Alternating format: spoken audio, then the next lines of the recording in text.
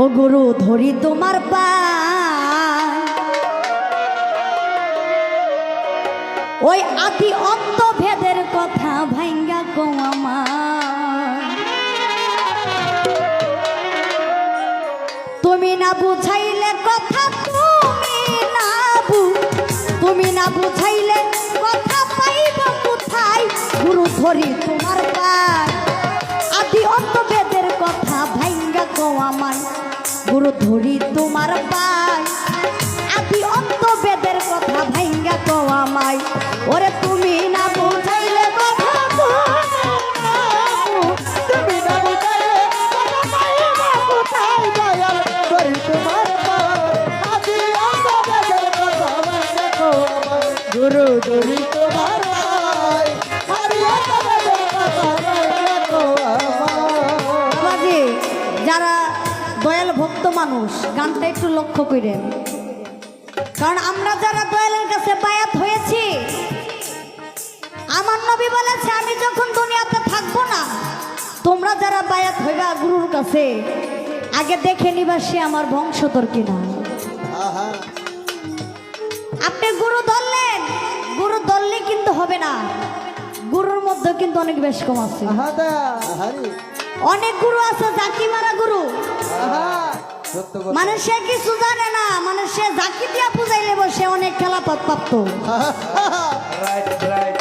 কি বাবাজি ওই আমাদের শাহালি মাজারে কিছু গুরু সাজে, একজন তালাশা, আর অনেক জনের নাম রাখছে খেতাশা, আবার অনেকের নাম আছে বোতলশা। শাহালি মাজারে গান করতেছে, দেখি এক লোক তালা দিয়া তার পুরোটা শরীর মনে করেন যে তালা দিয়া রাখছে। তো তারা জিগাইলাম যে আপনি যে পুরোটা শরীর তালা দিয়ে রাখলেন ব্যাপারটা কি? আমি তালা দেওয়ার উদ্দেশ্য আমার নাম হয়েছে তালাশা, যাতে আমার দেহ থেকে কিছু চুরি করে না নিতে লাগে আমি তালাদা থুয়ে লাগছি।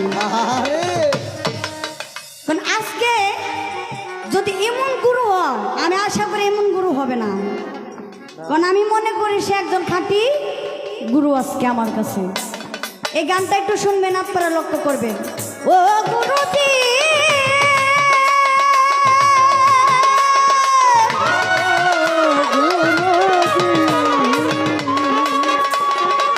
শুনেছি গুরু যদি হয় বেশ্যার আনন্দ, তবু নাকি ভক্তের কাছে পতিত পাব।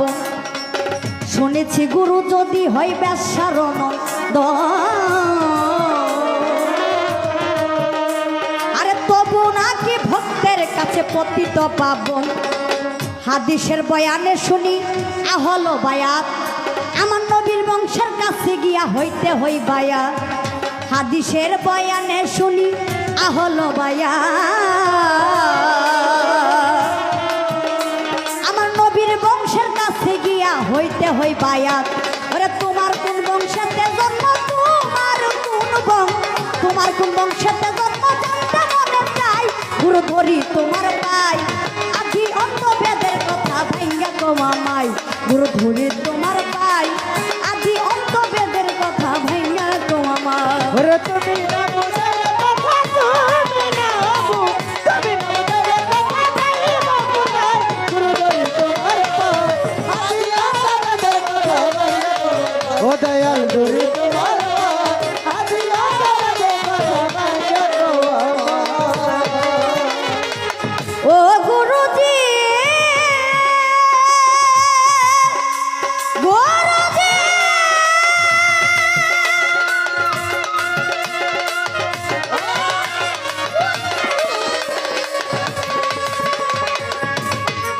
ও গুরু নিরাকারের সাজদা হারাম বর্জক নিতে হয়, কোন বর্জকে করব সাজদা করে দাও নির্ণয়।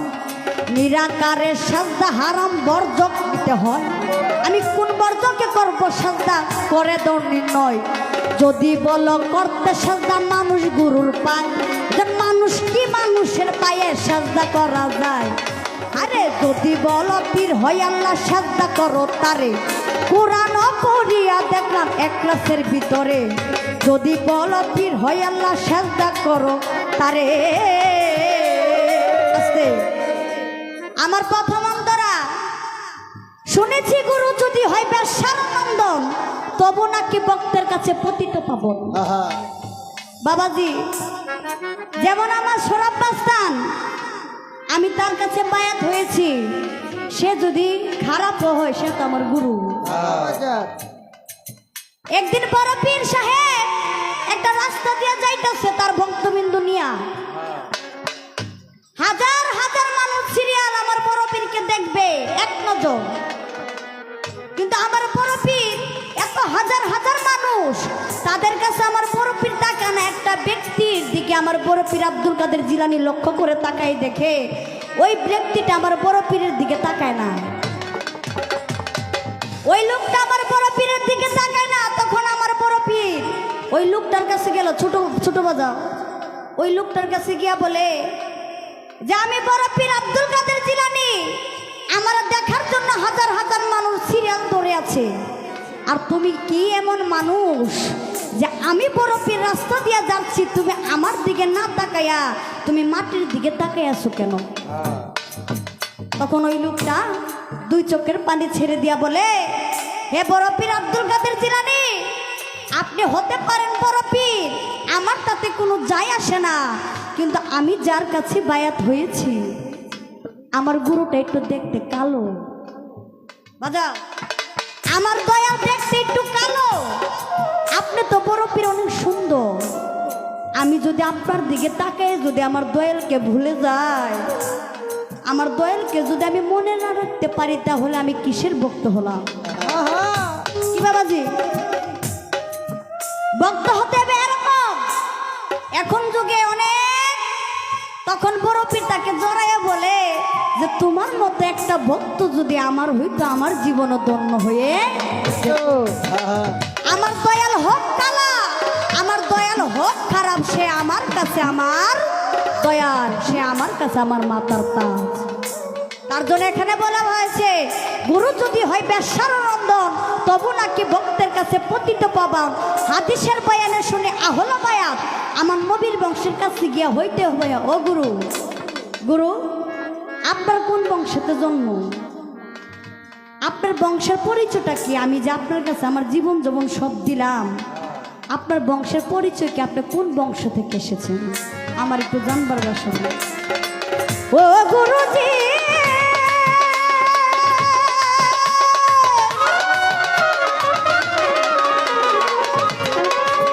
ওরে নিরাকারে সাজদা হারাম বর্জক নিতে হয়, কোন বর্জকে করব সাজদা করে দর নির্ণয়, যদি বলো করতে সাজদা মানুষ গুরুর পায়, মানুষ কি মানুষের পায়ে সাজদা করা যায়, কে কবে করিল সাজদা, কে কোন দিন, কে করিল সাজদা মুহাম্মদের পাই, ধরি তোমার পাই আদি অন্ত বেদের কথা ভাইয়া গো আমার,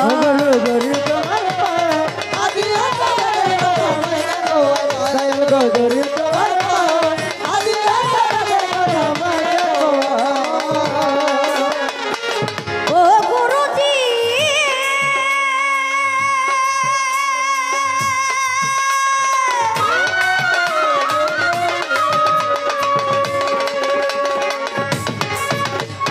যদি বলো পীর হয় আল্লাহ সাজদা করো তারে, কোরআন পড়িয়া দেখলাম এক ক্লাসের ভিতরে, যদি বলো পীর হয় আল্লাহ সাজদা করো তারে,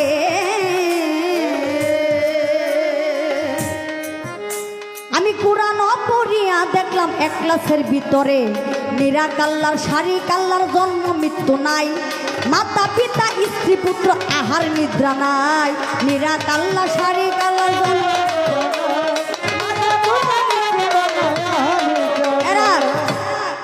যদি বলো পীর হয় আল্লাহ সাজদা করো তারা, আমি কোরআন পড়িয়া দেখলাম এক ক্লাসের ভিতরে কুলহু আল্লাহু আহাদ আল্লাহু সামাদ লাম ইয়ালিদ ওয়ালাম ইউলাদ ওয়ালাম ইয়াকুল লাহু কুফুয়ান আহাদ। এখানে বলা হয়েছে আমার আল্লাহর পিতা নাই, মাতা নাই, সন্তান নাই, কিচ্ছু নাই, আমার আল্লাহ লাশারি, আমার আল্লাহ লাশারি। কিন্তু আমার একটু জানবার বাসনা, আমার গুরুর বউ আছে, সন্তান আছে, টাকা চিনে, বাড়ি আছে, গাড়ি চিনে, সব চিনে, খাইতে চিনে, কোনটা খাইলে তার স্বাস্থ্য ভালো হইব সবই চিনি। কি দয়া কি